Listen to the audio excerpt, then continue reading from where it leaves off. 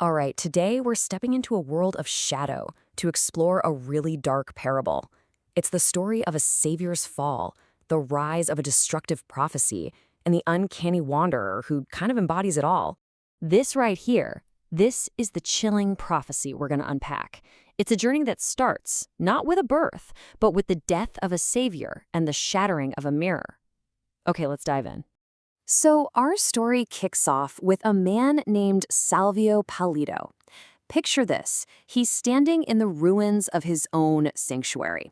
His whole world has just collapsed, just like the uncanny mirror that's lying in jagged pieces right at his feet. I mean, this is a moment of total breakdown for the guy he used to be. And that single moment marks a huge shift. On the left, you see who he was, the Pale Redeemer, this sort of gentle guardian of what the text calls a gilded cage. But on the right, that's what he's becoming, the Uncanny Wanderer, a living, breathing prophecy, cloaked in the purple and gold of a corrupted king. You can really see his transformation here as this three-part ritual. It's this fierce acceptance of the void. First, the mirror shatters, breaking his old identity. Then he throws off the white robes of his past. And finally, he puts on that mantle of purple and gold, which is described as a predatory shield against, and I love this phrase, the difficult sun of true awareness. So let's look at what actually caused all this. So you have to wonder, what causes such a radical change? It wasn't some moment of enlightenment or a spiritual breakthrough. Nope, it was something way stranger, and honestly, a lot more sinister. The trigger was a weird light. You see, a refracted violet aura from one of those broken mirror shards hits Pallido. But this light doesn't bring clarity, it brings corruption. It kicks off a process that the text calls, pretty chillingly, a Faustian inversion. Now, this is where it gets really, really interesting.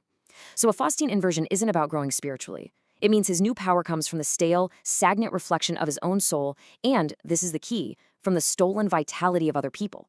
So instead of freeing souls, he consumes them. He twists that violet flame of spirit into a black hole that just sucks in all uniqueness to create a uniform, empty void. And just like that, he is reborn, not as a guide, but as an adversary, a herald of destruction for the human spirit. He's not a redeemer anymore. Now he's a redeemed judge, and he's ready to preach a brand new gospel, a gospel of total and complete erasure. So, as the Uncanny Wanderer, he's got a doctrine now. It's basically an anti-theology, and it's designed specifically to dismantle the human will, to corrupt the creative spirit right at its source.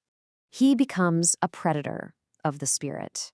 He actually studies people who strive for greatness, tracking what's called the soul in motion, just waiting for that perfect moment to inject one single fatal drop of doubt.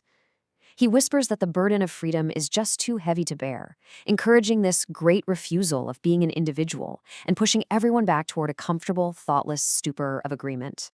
The first big idea in his doctrine is this gospel of the belly, and it teaches that your unique identity, the thing that makes you you, is just a fleeting error, a bug in the system.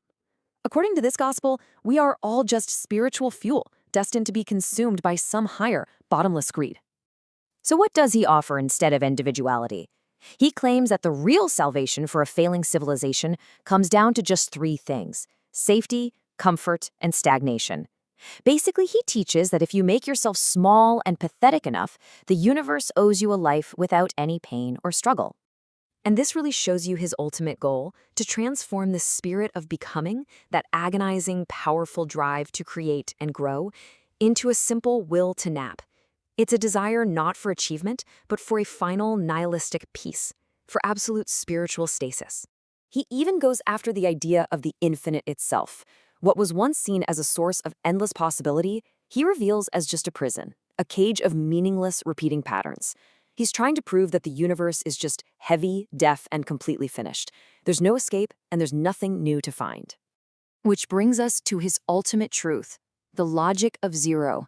The idea that under his cold, honest gaze, every choice, every action, every aspiration, it's all meticulously calculated to equal exactly this: nothing. The human variable is zero. So you have to be thinking, what's the ultimate point of a figure like this? Is he just an agent of chaos? Well, the source material suggests it's actually something a lot more complex and kind of paradoxical.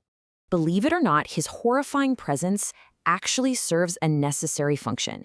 He is the indispensable shadow. He exists to be the final boss, the ultimate trial for any creative will that truly wants to transcend the abyss of meaninglessness that he represents. His very existence confirms a really difficult truth that smashing the old idols was necessary. That the great noon of arrogance, this age of stagnation, it deserved to end. He is the natural, inevitable consequence of a world that forgot how to try. He goes on what the source calls a pilgrimage of the plague, by making sure that darkness and decay get their time in the sun, so to speak. By pushing the world to its absolute lowest point, he makes sure the final muscle of a stagnant era fails. And in doing so, he clears the path for something new to rise from the ruins. And so the prophecy ends. The Wanderer has served his grim purpose. The path is now cleared for what's called the Overman. But this whole parable of erasure leaves us with one final provocative question. Was that gilded cage of safety and comfort that he destroyed permanently dismantled? Or is it just waiting for someone to come along and rebuild it?